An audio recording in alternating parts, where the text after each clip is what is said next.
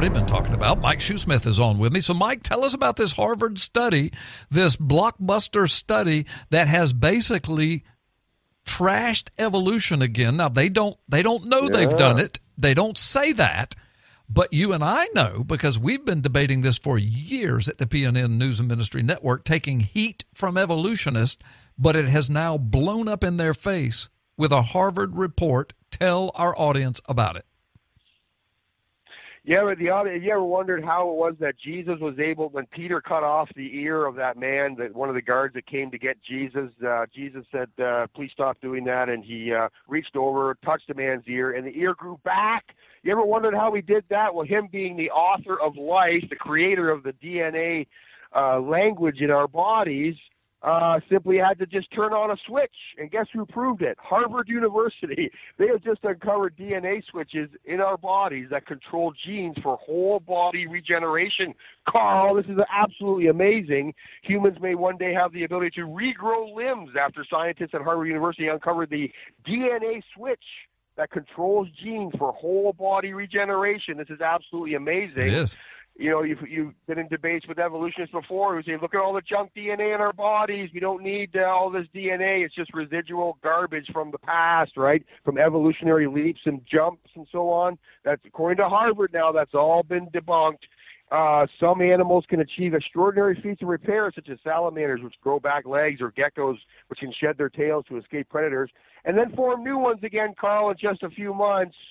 Planarian worms, jellyfish, and sea anemones go even further, actually regenerating their entire bodies after being cut in half. Now scientists have discovered that in the worms, a section of non-coding or, quote, junk DNA, unquote, controls the activation of a master control gene, Carl, called early growth response, or EGR, which acts like a power switch turning regeneration on or off, Carl. Imagine we were able, quote, we were able to decrease the activity of this gene, and we found that if you don't have EGR, nothing happens, said the assistant professor of you got to be careful with this word here, organismic and evolutionary biology at Harvard University. The animals just can't regenerate if they turn that switch off, Carl. All those downstream genes just simply will not turn on, so the other switches don't work. The whole house goes dark, basically. The studies were done in 3-banded panther worms. Scientists found that during regeneration, the tightly packed DNA in their cells starts to unfold, allowing new areas to activate. But crucially, Carl, this is important, humans also carry EGR and produce it when cells are stressed and in need of repair. Yet it does not seem to trigger large-scale regeneration. Now scientists, Carl, think that if master gene is wired differently in humans to animals, and now trying to find a way to tweak its circuitry to reap its regenerative benefits. Postdoctoral student Andrew Gerke of Harvard believes the answer lies in the area of non-coding DNA controlling the gene, or basically junk DNA. You know, the evolutionists claim that if a DNA doesn't code for anything, it's garbage, junk, leftover DNA from previous manifestations, right? Right. Non-coding or junk DNA was once believed to do nothing. Harvard even admits this, that, oops, the evolutionists were wrong. This is from the evolutionary biology department at Harvard, by the way, admitting they were wrong, Carl. It was just released yesterday. Junk DNA, right.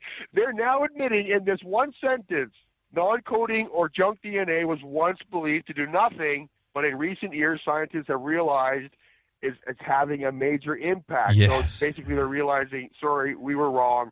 Only 2% of the genome makes things like proteins, added Gerke. We want to know, what is the other 98% of the genome doing during the whole body regeneration? I think they've only just scratched the surface here, Carl, of the biggest oops in evolutionary biology junk science that has ever been, really.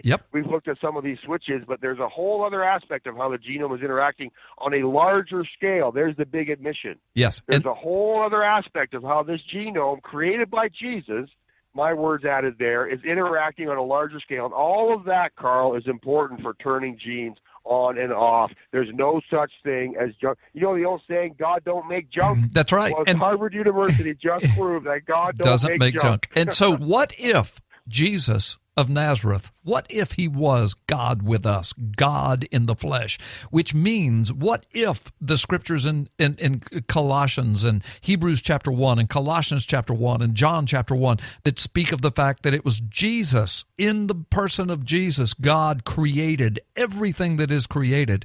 What if it was Jesus that called the first genetic code by his mouth in the Garden of Eden, in creating Adam and Eve and humanity and the animals and everything living? He calls it, he speaks it by name. What if he shows up in the flesh? He's in the Garden of Gethsemane on that fateful night. And what if a soldier's ear gets cut off? And what if the one who created and can speak the switches off and on with his own mouth, what if he reaches up and says, boom, your ear is restored? How did you do that? That was magic. Exactly. No, it's the creator of everything who's disguised in the flesh, Right. and he's just proven who he is.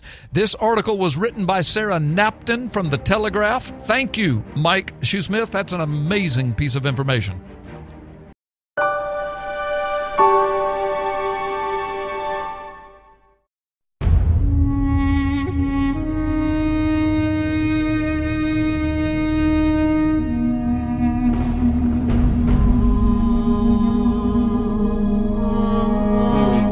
Israeli Prime Minister Ariel Sharon has died, aged 80.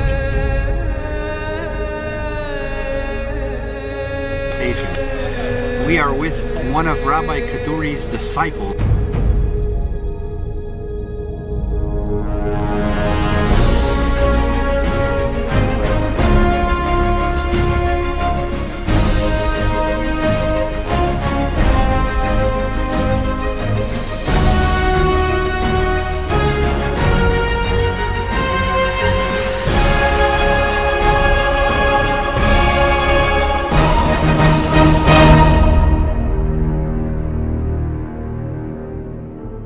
הצלחה רבה, והצלחה רבה ומהירה, בתוך ביאת משיח צדקנו בקרוב ממש, ואז ישפיע זה על כל